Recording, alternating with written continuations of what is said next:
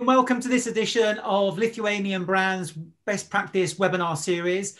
My name's Darren Coleman. I'm the founder and managing consultant of UK-based branding agency Wavelength Marketing, but it's also my pleasure and privilege to be the honorary counsel for Lithuania in my hometown of Birmingham in the UK.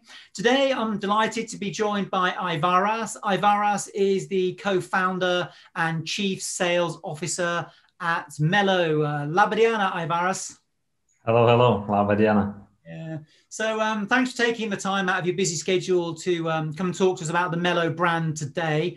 To start off with, I'd like to understand a bit more about the broader context. So maybe if you could talk us through who's your target customer, the markets that you're in, and a bit about the product that sits under the brand. Okay.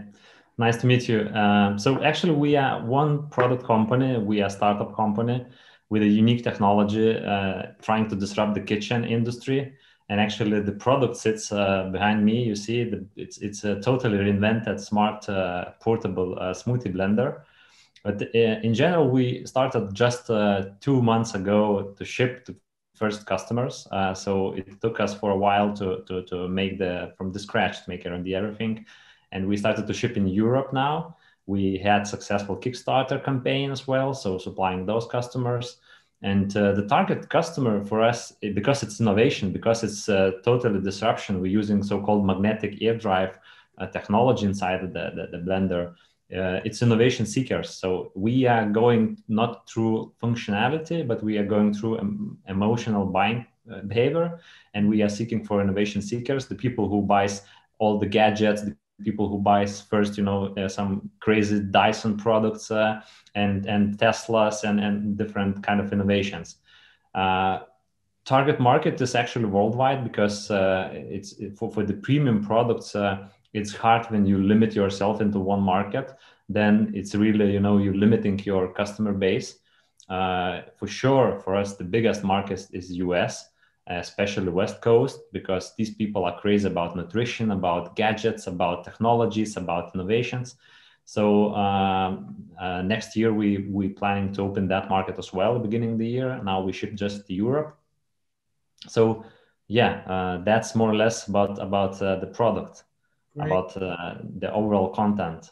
Yeah, and can you tell us a bit more about the technology that sits within the product? Yeah, so actually the technology is that we are using the brushless motor, which is from the drones, actually, not in the kitchen at the moment. And we are using a magnetic clutch, as we call it. So the engine and the blades are connected wirelessly via air by magnets. So there is no any mechanical connection between the blades and the magnets and the engine. So it means that we can bring much more silent smoothie blender. We can make it much more slimmer. So this is the engine. And if I show you the regular blender engine, the zoom is not okay, but it's huge difference. It's huge difference, and it's portable device. Then we implemented the gadgetness, so-called. So it has software inside. The software controls the engine. So we get many data back. We can control by the app.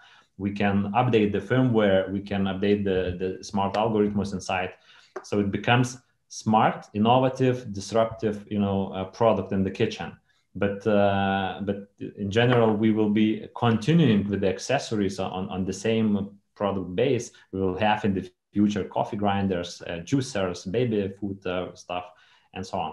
Got it. So you're using your brand as a platform to launch new products? Yeah, we created actually Millo as a brand. Actually, the story how it happens is that because it's about smoothing, about grinding. So the mill is the English word for that process, and the letter O is the shape of our base of our product. So that's how we got the Millo. And actually, my partner Ruslanas was looking for healthier nutrition, and when his daughter born. He could not use blenders at home because they are so noisy, and especially in the mornings or evenings when the daughter was sleeping. So he was trying to look in the market for one silent blender, couldn't find it. So then we got the idea that we need to create one. That's how the story started, actually. And yeah, and when we created this totally disruptive new technology, we understood that we cannot go by the functions into market, because we lose out in competition in most popular blenders and market. So that's why we trying to reach out for like focusing at innovation seekers through the buying behavior. So it's not the use case. The brand is not about the use case, but about buying behavior. And we try to settle down the values of the brand. Let's say that it could be innovative, it could be premium product. So that's why we are using in the communication, in all the content, in the product itself, we are using really premium quality, premium looking videos, pictures, and interiors, visualizations, etc.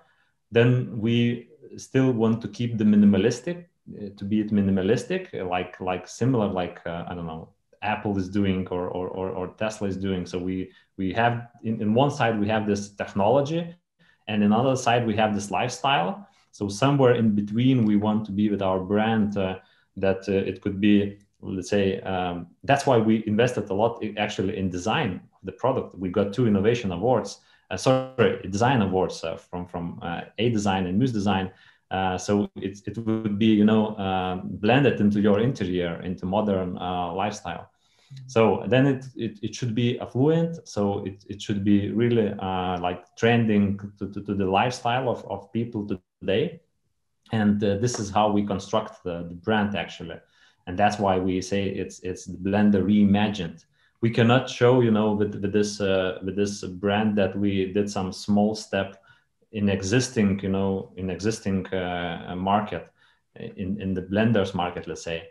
We need to really diversify, like really go ahead a lot with that. So is it fair to say then that you're looking to position the brand as a lifestyle choice? So by buying these products, I'm making a statement about the type of lifestyle that I have or aspire to have?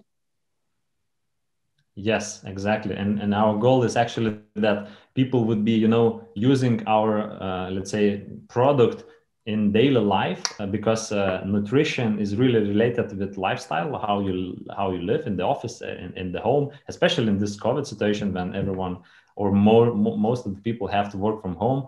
So we want Millo to become daily brand connected to the person, right? Using the product daily as well and connecting with it, because it's something similar like Fitbit, let's say, or Garmin. If you have the Garmin watch, you kind of saying that I am in this community. I'm taking care about my health, about my sport, right? So with the Millo, we want to bring similar message that if you're using Millo, it will help you snack daily, easier, more convenient than regular solutions. You will not need so much preparation. It's smart. It will help you. It will think. It will track. It will be personalized. So it's the best technologies you can have. And then you kind of saying that to your crowd around you that, guys, I'm taking care about my nutrition. I'm taking care about my lifestyle. Yeah. So it's a statement. It's a means of expression. Earlier on, you mentioned the importance of emotion and the emotional element of your brand. Can you talk me through that in terms of how you want people to feel when they use your brand? Yeah, so actually, if we speak about some customer segments, which we'll be targeting going further, so like example, because the product is portable, and there is customers in the market which is having let's say difficulties in nutrition or difficulties in their lifestyle because of some illnesses, because of some, I don't know, limitations, and then our brand kind of solving their really serious problem. Let's say they want to help better nutrition for the I don't know, child which is having some kind of illness and cannot go the regular way in the nutrition. So when we're speaking with these kind of customers, this target audience, we will be able to really touch that emotion that we kind of solving your problem, and we really want to help you. It's not about like selling the product itself, but that's why the support we are, it's, let's say, doing It's not only about customer support, it's the journey. We want to be with our customers. We want our customers to become the advocates of the brand, and to have this, you have to support them. They have to feel that you are there, you are next to them, and you will be answering the questions, you will be giving the tips and tricks, and that will be real time, let's say. So this is very important as well. And because the brand and product was created from the emotional point of view that, Ruslanas had daughter and he was not able to use the smoothies, and then he saw the possibility to create that to fulfill that niche. Again, out of that, a lot of communication can be done, and we constantly using that as well. It's a nice story. So will you position the brand slightly differently for different target customers? So, for example, you mentioned earlier on that you've got the trend seekers and they're always going to be buying a Tesla and the latest tech. But if you've maybe got someone who's slightly more senior and they might be buying your product because it enables them to have a slightly better diet, will you deliver the brand in the same way to those segments, or will you deliver the brand in a slightly different way? I think this is the journey we will be going from now, actually, because it's new for us as well. But I think how much I know today that the brand stays the same. Our values, positioning, and this premium level and this communication, minimalistic, everything still stays the same. Just we will be showing different, value proposition for different customer groups. Different touch points with these customers, because product is so let's say the functions are so broad and it's evolving all the time. It's growing as a product. So brand will be the same. I believe that we as a company, we as a startup, we are really close. The company is really connected to the brand. Actually, it's this kind of the same entity. So we need to be the same for each customer. We cannot be acting in different, faces. I don't know. Yeah. But different value proposition, different problem will be solved with the same company, with the same brand. Yeah, it'd be an interesting journey that you go on to see how far you can stretch your brand into those categories so that it's still relevant and meaningful to them, or whether you need to use Millo as a master brand and then have a product brand and endorse via Millo. So yeah, I think that'll be an interesting and challenging journey that you'll be going on over the next couple of years for sure. I'd like to just wrap up by talking about your hopes and aspirations for Millo over the coming months and coming years. Can you talk us through that, Aivaras? Yeah, so actually it's very basic things. We started now in Europe, so early next year, we have to open North America market. After the year, we will go into Asia as well. So it's worldwide. The target is worldwide market. But in the meantime, we want to have this technology used in the kitchen in general to disrupt the kitchen industry, because this magnetic technology means that, let's say you have the induction hob today in your home, but you can only heat in that built-in solution. I'm speaking now about the built-in solution. So you can only heat the food when you're preparing the food.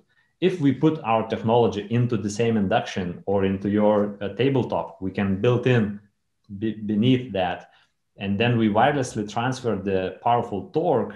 It means that you can have all the grinders, food grinders, spicy grinders, coffee grinders, juicers, blenders, everything can be under one, surface. You're just changing the accessories, changing the different kind of, blades, and you have built-in solutions. So that's our goal. That's our future.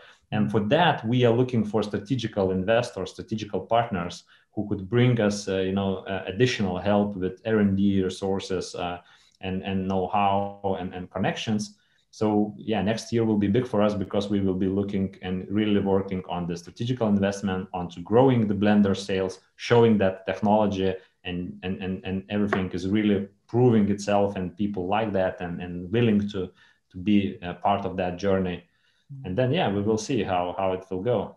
Right. So it almost sounds like you're building almost like a technology enabler, and the first application is the blender, but then you'll roll that and scale up through other products that will sit under the Millo brand. Yes. Yes, Sounds something great. like that, right? Well, Aivaras, co-founder and chief sales officer from Millo, thank you for joining me today on Lithuanian Brands Best Practice webinar series. It's been great to speak to you. Thank you very much. At you.